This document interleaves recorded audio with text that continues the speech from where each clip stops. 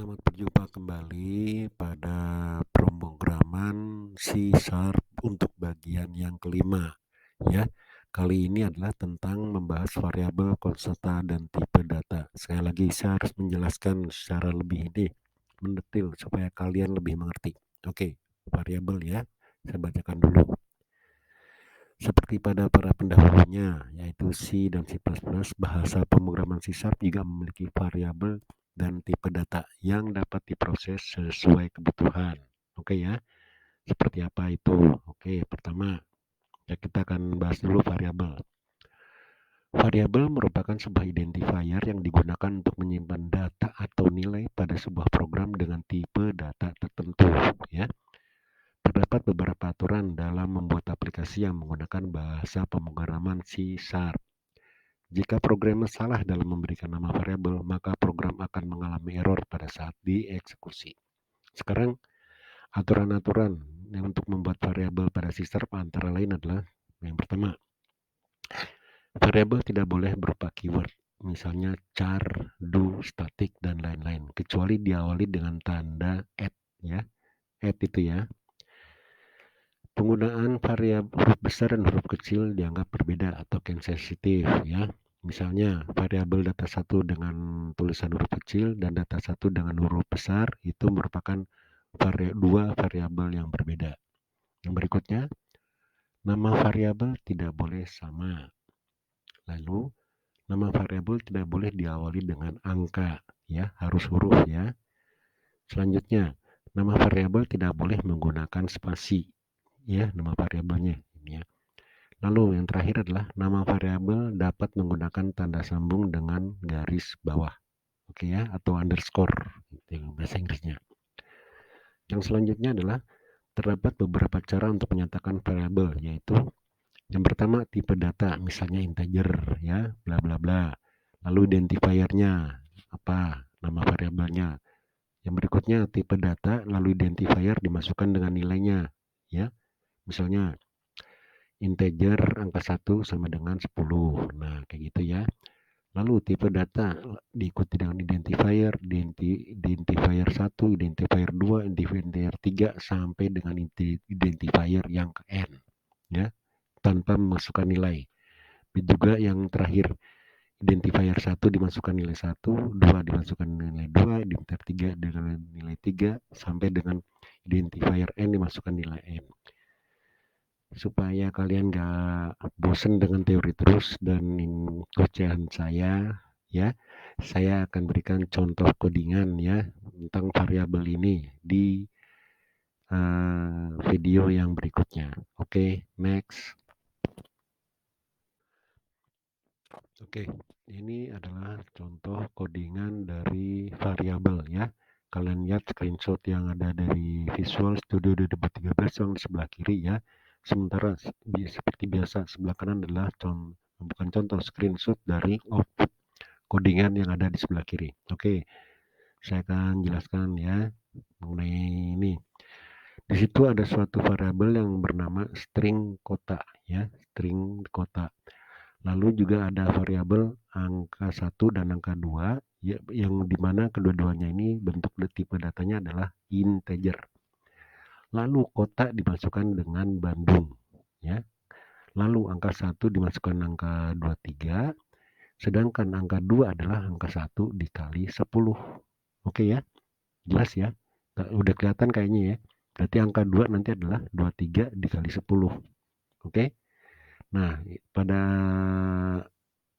bagian bawah ada tulisan di situ Console Right Line. Ibu kota Jawa Barat adalah ini kebetulan di sini plus kota. Maksudnya plus kota adalah di sini variabel kota yang dipanggil. Sementara kota adalah ininya Bandung. Jadi otomatis nanti setelah di-download pasti hasilnya adalah Bandung. Angka pertama. Oke, angka pertama di situ tertulis ini langsung ke outputnya ya. Angka pertama adalah 23. Kenapa 23? Kita lihat. Angka pertama lalu di console right line itu ya, angka pertama plus angka 1. Maksudnya angka pertama dimasukkan dengan variabel dari angka 1. Angka 1 itu berapa? Kalian lihat di bawah itu ya, kota itu, yaitu adalah angka 1 sama dengan 23. ya. Oke, lalu yang berikutnya console write line angka kedua plus angka 2, maksudnya angka kedua itu dimasukkan dengan angka kedua, yaitu 23 dikali 10 sama dengan 230, seperti yang terdapat pada screenshot yang sebelah kanan, ya. Gampang ya. Oke, kita belum belajar tipe datanya, tapi ini contoh dari variabel, contoh dari output dari variabel ya. Begitu datanya dimasukkan, diinputkan, maka akan variabel itu, nama variabel akan dipanggil pada outputnya. Gampang ya? Oke, kita lanjut pada video yang berikutnya.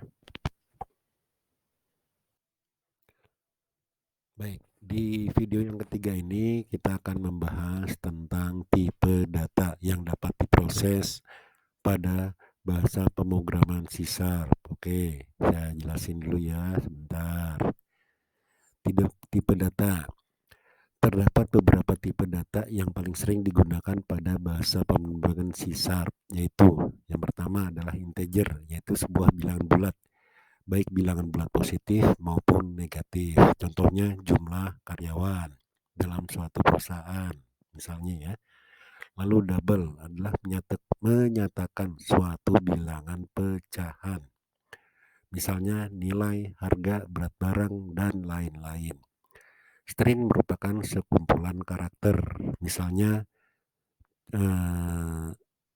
string 1 sama dengan pemrograman C# itu mudah dan efektif. Lalu bool, kebetulan bool, kependekan dari boolean ya, tapi ditulis bool situ. Itu adalah bernilai true dan false. Bool digunakan untuk menyatakan suatu kondisi. Lalu objek adalah kelas dasar dari semua tipe data dalam C# ya, kelas dasar ya. Digunakan untuk menyatakan tipe data yang tidak pasti. Nanti kita lihat contoh-contohnya ya. Sedangkan tipe data lain adalah yang pertama yang mirip dengan integer, yaitu S-byte, short, long untuk tipe data bertanda, byte, ushort untuk tipe data yang bertanda, maksudnya byte, ushort, integer, long untuk tipe data yang tidak bertanda ya. Yang mirip dengan double adalah float, desimal. Lalu char untuk menyimpan satu karakter. Itu maksudnya ya. Oke, sekarang kita akan lanjut ke video yang berikutnya. Makin menarik kan? Saya bahas dengan mendetil loh ini loh. Gak ada loh di codingan atau di tutorial di video lain, kalian searching aja nggak ada, cuman dia ada di sini aja di Johnson Siomping. Hehehe, kalian pasti pintar kan? Oke, kita lanjut ke video yang berikutnya. Oke, pembahasan selanjutnya yang ada di video ini atau yang ada di video keempat adalah tentang klasifikasi tipe data ya, kelanjutannya yang dari video ketiga. Oke ya, saya bacakan dulu ya. Klasifikasi dari tipe data. Terdapat dua jenis tipe data pada bahasa pemrograman C#, yaitu tipe nilai atau value type dan tipe referensi atau reference type. Oke, kita bahas yang pertama ya, klasifikasi tipe data untuk tipe nilai atau yang value type. Tipe nilai merupakan tipe yang berisi nilai asli pada saat dideklarasikan. Contohnya angka sama dengan 27 ya. Nah, maksudnya apa? Maka angka 27 yang disimpan dalam kotak variabel angka.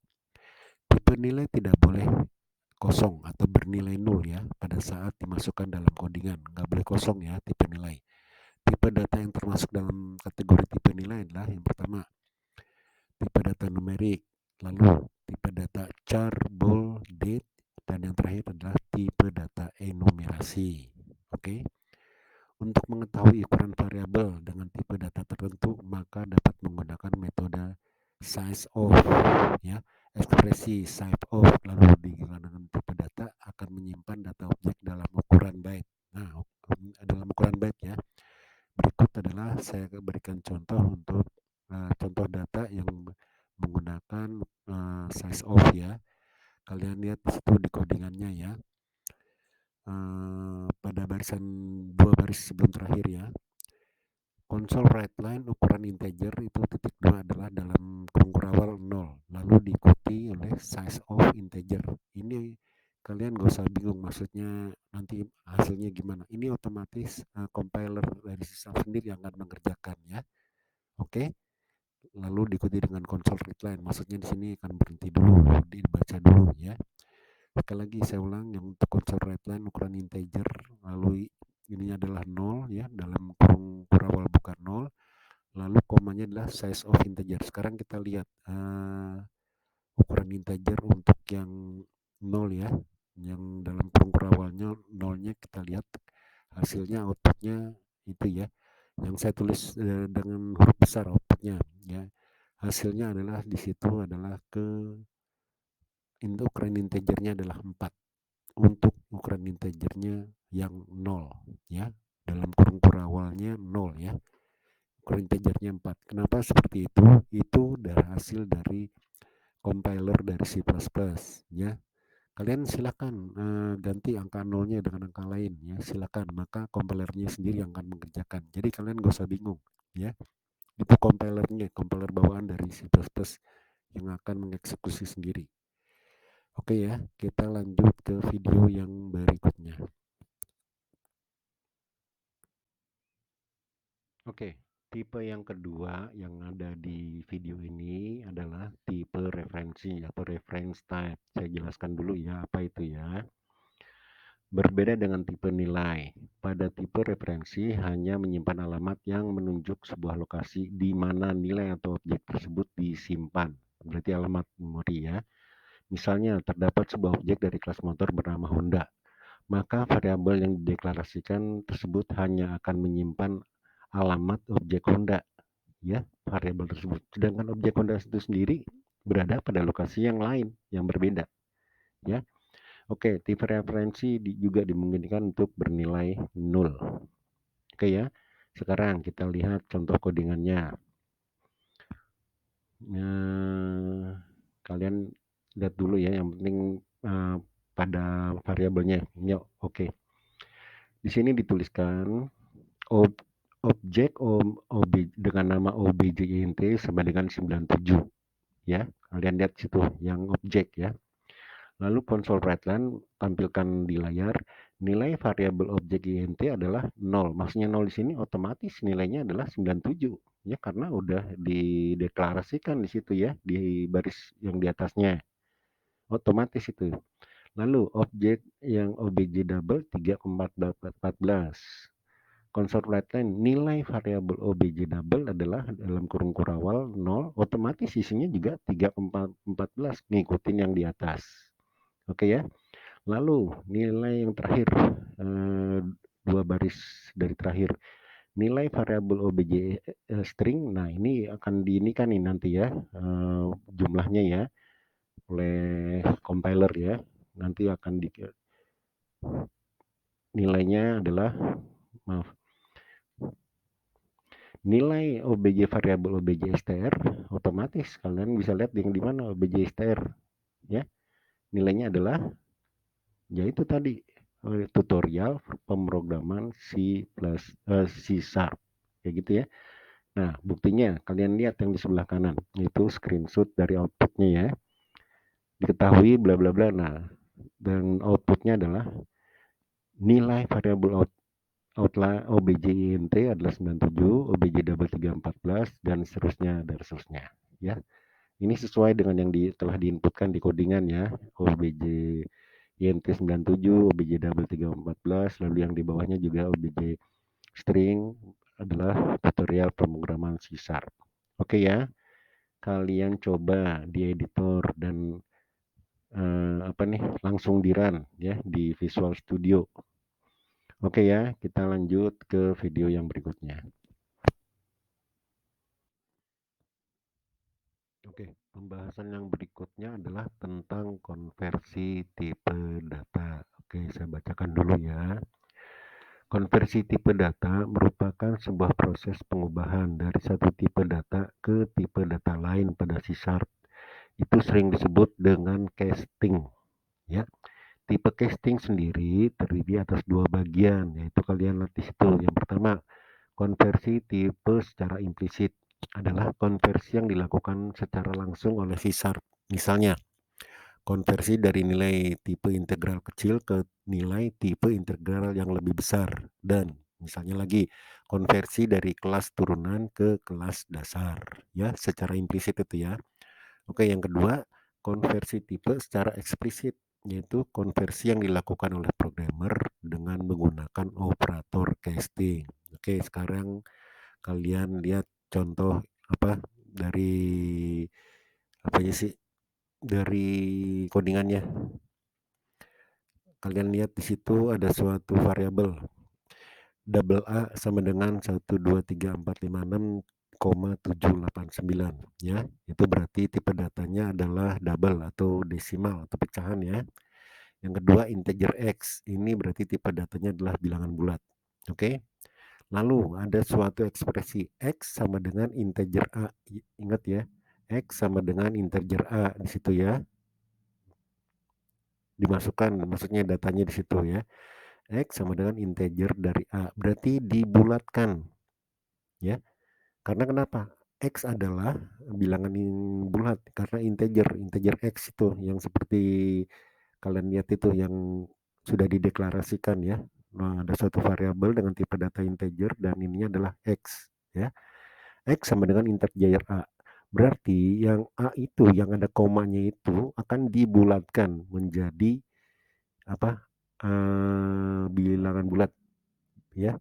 Lalu baris berikutnya console write-line konversi data dari desimal ke integer adalah X ya. Berarti data yang dipanggil adalah X, di mana X adalah tadi di baris sebelumnya adalah integer dari A ya. Dan ini terbukti ya pada screenshot hasil output yang di sebelah kanan ya.